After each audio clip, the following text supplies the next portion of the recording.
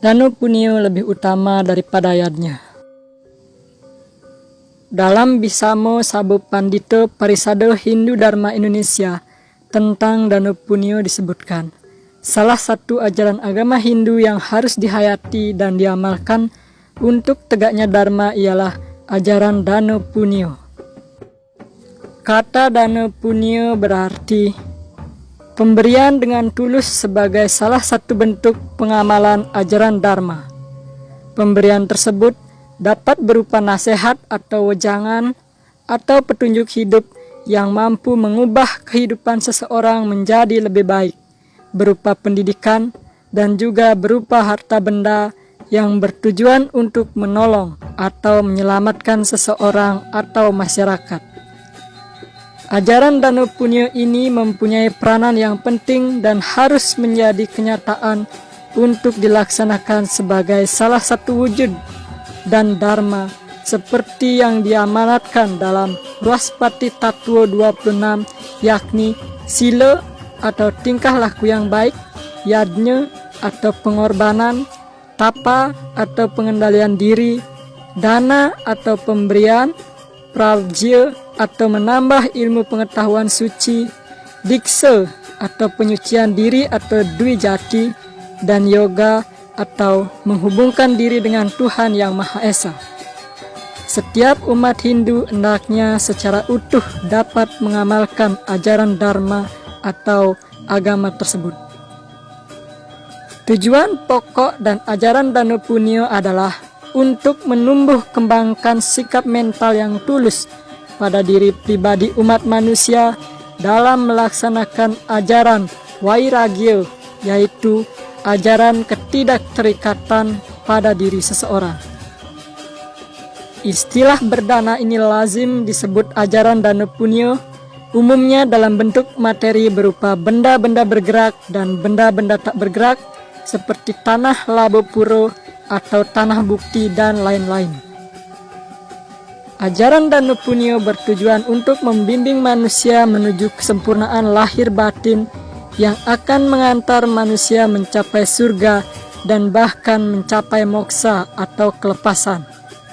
Oleh karena ajaran ini merupakan salah satu bagian dari 7 jenis perwujudan Dharma, maka menurut hukum Hindu, ajaran Danu Punio ini wajib hukumnya, wajib dilaksanakan oleh setiap umat manusia.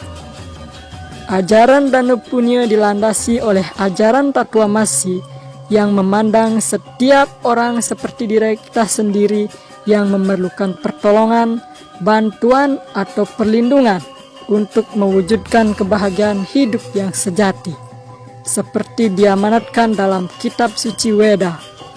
Wasudaiwa Kutumbakam, semua makhluk adalah bersaudara.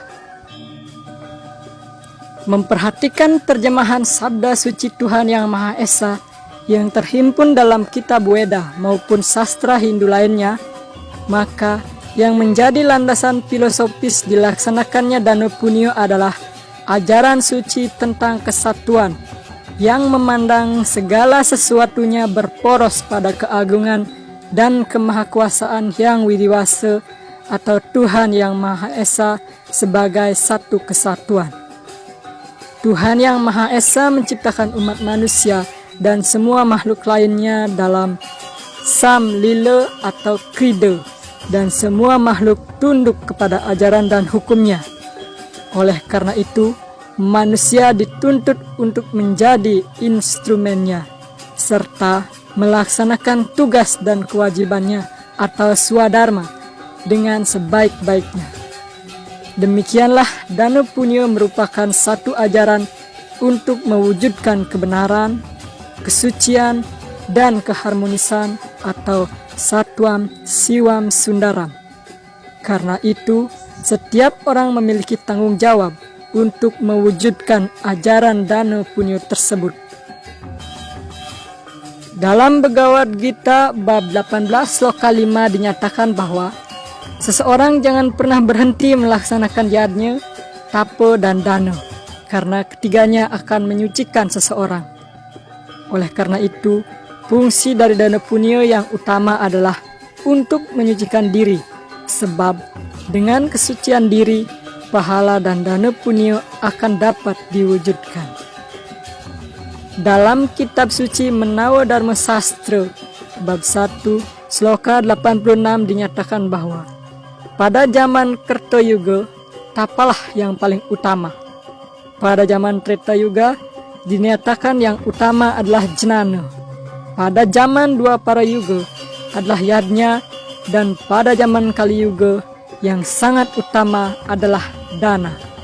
Oleh karena itu, zaman sekarang ini yang merupakan zaman Kali Yuga, melaksanakan dana punyo adalah kegiatan yang sangat utama dibandingkan dengan upacara yadnya.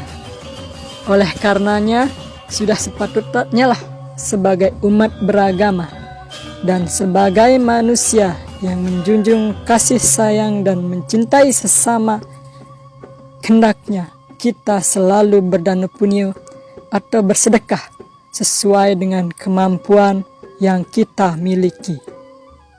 Demikianlah pembahasan tentang dana punyo yang lebih utama dari yadnya saat zaman Kali Yuga. Semoga bermanfaat.